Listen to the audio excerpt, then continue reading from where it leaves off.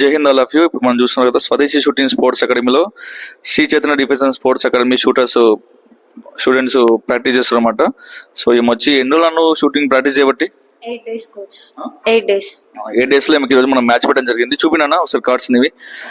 Score వచ్చేసి 200కి 90 అనమాట. So 8 days కి మీకు ఎలా అనిపిస్తుందన్నా షూటింగ్? చాలా హ్యాపీగా ఉంది కోచ్. అంటే నేర్చుకోవడం ఇంట్రెస్టింగ్ గా ఉంది. అది కాక అంటే ఈజీగా నేర్చుకున్నట్టు అనిపిస్తుంది.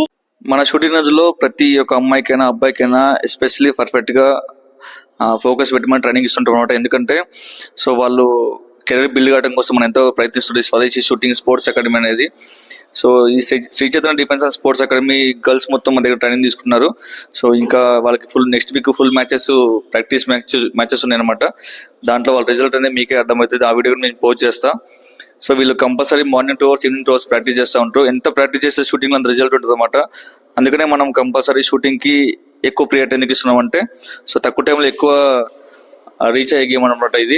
దాంతోపాటు గర్ల్స్ కి ఎక్కువ హై ప్రియారిటీ ఉందన్నమాట అన్ని సెలక్షన్స్ లో. సో మళ్ళీ కలుద్దాం.